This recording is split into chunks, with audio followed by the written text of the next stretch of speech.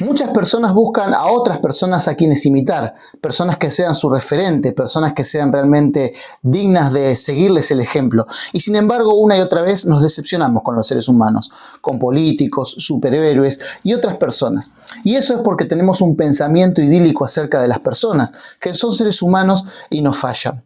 Cuando estudiamos personajes en la Biblia, nos damos cuenta que la Biblia no oculta lo malo de esos personajes, sino que nos invita a estudiarlos para conocer sus caídas, sus dolores, sus miedos, pero también cómo se levantaron y llegaron a ser vencedores de la mano de Jesús.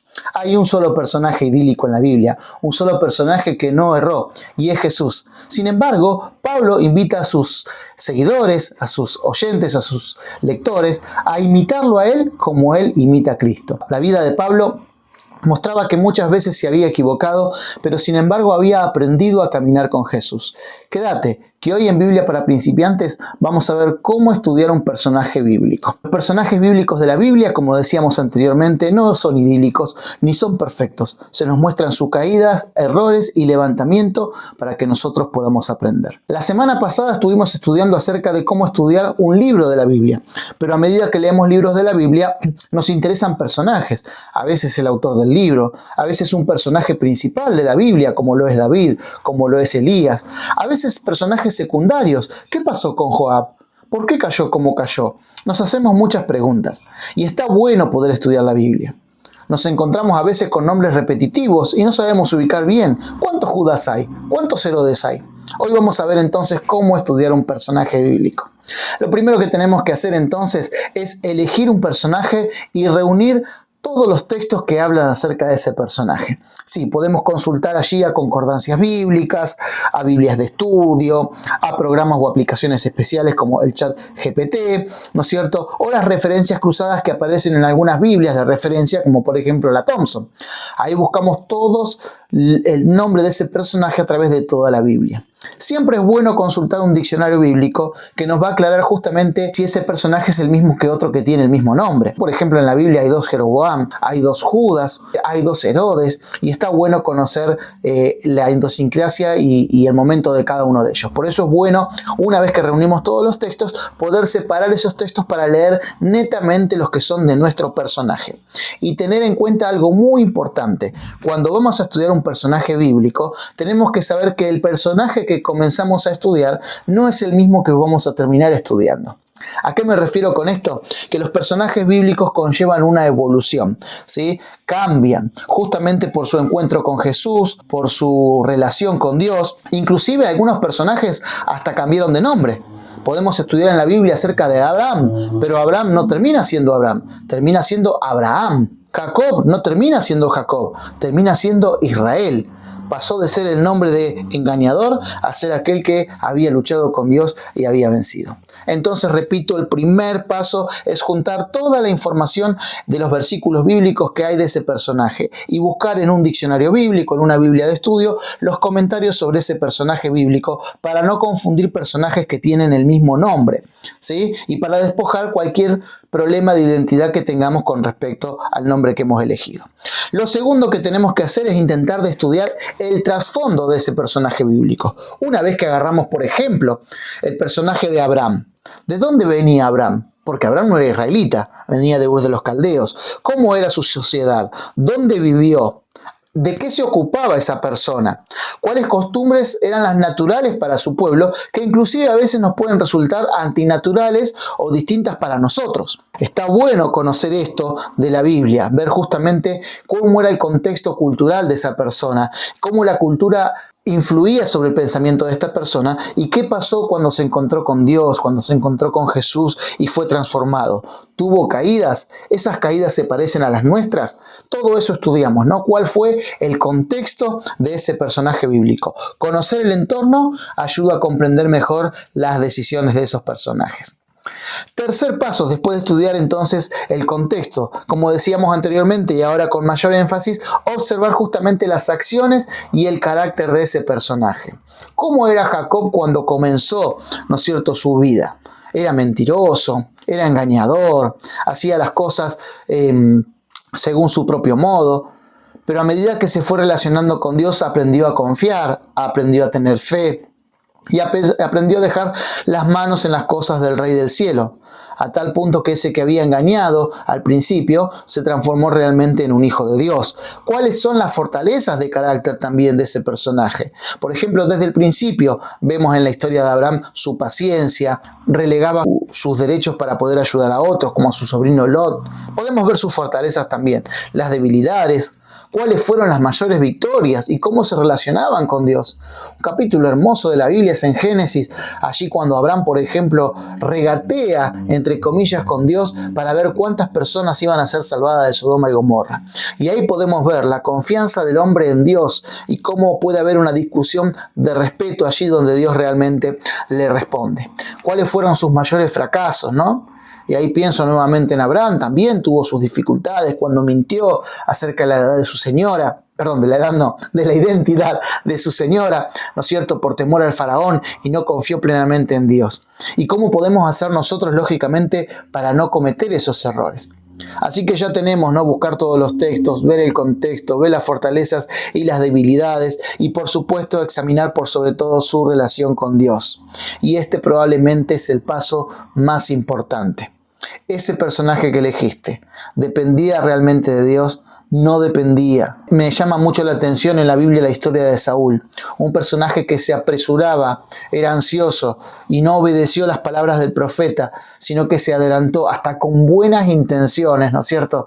Pero eso terminó con la caída de su reinado y con la caída, lógicamente, de su vida de la gracia del Señor. Así que es muy importante estudiar los personajes bíblicos con su relación con Dios.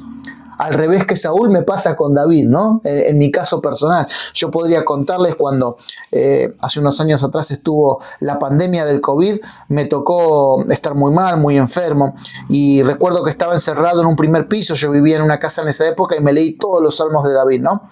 Estaba buscando todos los salmos que decían que nos librará de la muerte el Señor.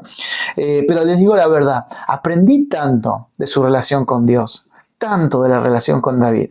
Y David es un personaje que crece tanto. David comienza en sus principios queriendo masacrar y vengarse de cada enemigo propio. Y cuando llega al final de su historia, y ya está grande de edad, y Absalón corre para arrebatarle el reino, su propio hijo, David deja todo en las manos del Señor y confía plenamente en Él. Y escribe uno de los salmos más hermosos, que de paso podés ver seguramente ahora cuando salga el video de Salmos capítulo 3, en una serie que tenemos aquí que se llama Salmos más que sobrevivir. El capítulo 3 nos habla acerca de ese descanso de dormir que David tuvo cuando su hijo lo perseguía. Como un hombre perseguido, a punto de morir, que dejó el palacio y duerme bajo las estrellas, dice: yo duermo y me levanto porque confío en el Señor. Él es mi escudo, en Él me sostengo. ¡Wow! Cuántas cosas para aprender de Él. Así que examinar la relación de Dios con los personajes bíblicos es sumamente importante. Paso 5, aplicar esas cosas a nuestra vida. ¿Será que discutimos como el Señor, como Abraham? ¿Será que somos engañadores como Jacob? ¿Será que somos firmes en nuestra relación con Dios como David? ¿Será que somos valientes para predicar el Evangelio como Pablo? ¿Será que por ahí no tenemos muchas palabras como no las tenía Pedro, pero de repente se transforma en un gran predicador? ¿Cómo hicieron estos hombres? ¿Cómo puedo yo poner mi confianza plenamente en las manos de Dios para que Él me utilice? Para que Él transforme mi vida. Esas son las aplicaciones que tenemos que sacar de estos personajes bíblicos.